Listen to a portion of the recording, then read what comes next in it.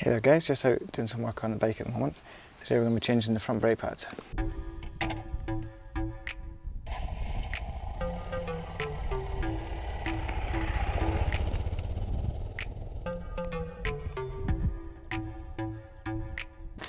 Right guys, this is a pretty straightforward job to change your brake pads. At the bottom here there's a flat screw you take out. And then inside there's an Allen key bit. It's a 5mm Allen key.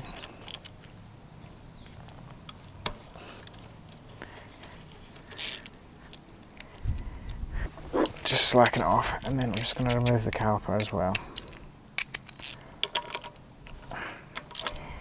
Now, as far as I'm aware, you can change these pads without taking the caliper off, but I'd rather just take it off, have a good look at everything.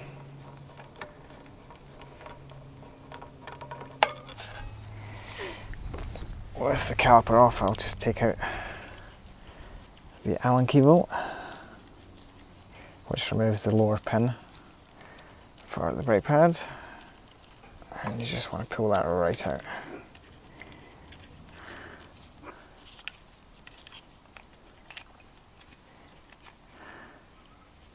That's the brake pads there.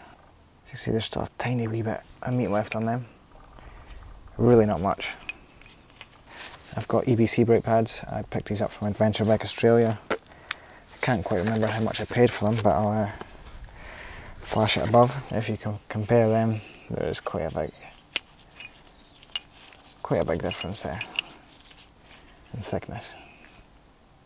Before we go any further, I've got some kerosene and a wee brush. Just get in there, give that a good clean up. Now if you had brake cleaner, that would be the best thing to use, but I did not bring any with me. So some Kero will do the job nicely.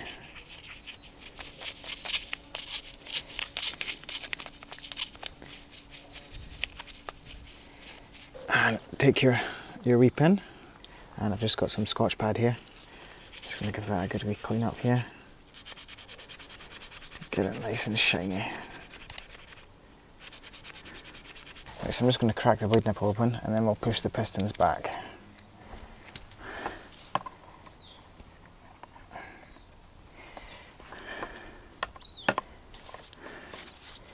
Now you should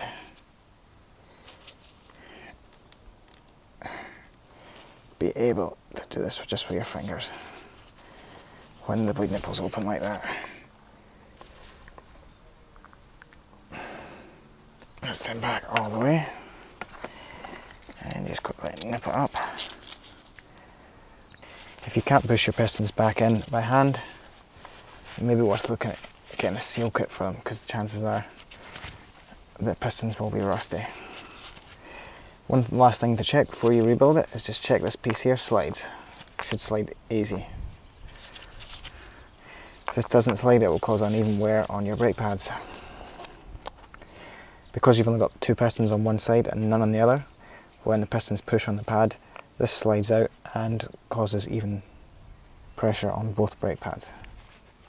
Now if you did have copper grease, it'd be worth putting a wee bit along here and in here as well, on all your contact points, and then again on that wee pin. I do not have any, so I'm going just to rebuild it. We don't have any rust really in this country, so it's not really a massive issue. But if you lived in a country where rust was a problem, you definitely want to do that.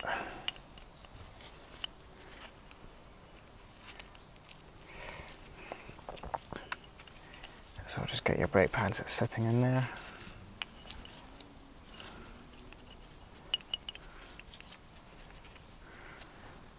And then put your pin back in.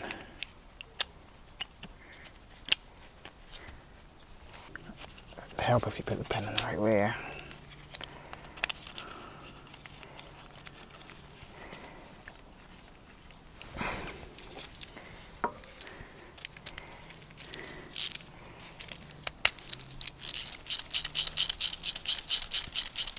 I'll just show you up close there. I'm not sure the lighting is that great, to be honest. There's the brake pads in there, there's the pin at the bottom. I've just left that slack just now till I get it back on the bike. Another thing that's worthwhile doing while you've got your brake pads off is just check the thickness of your rotor. Now, you can measure them, and there would be a spec for them, but generally if you just run your finger up it, if there's no lip at the end there, then they're all good. Like I said, you can do this without removing the brake caliper from the bike, but to be honest, it's way easier just removing it, and you can give in there a proper good clean as well. Right, just nip these up.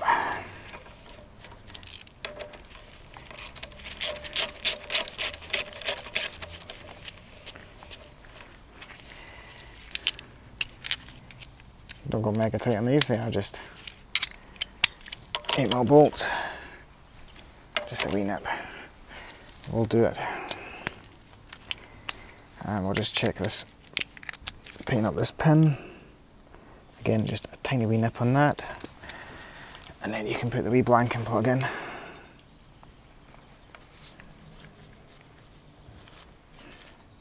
And just nip that. See if this caliper moves free, that's what you want.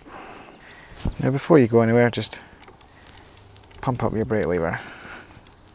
Get a nice firm lever that pushes the pistons back out. Check your brake fluid level there. I am on the low side there, but I actually don't have any with me. So before I go out for a ride next, I'll get some just .4 brake fluid and top her up. You just want it to be sort of higher end of that bubble. Those original brake pads have done about 20,000 Ks. They still had a wee bit of meat in them, but I'm away to go on a 2,000 K road trip, so 2,000 plus K road trip. So I wanted them to be right before I left, so I just changed them.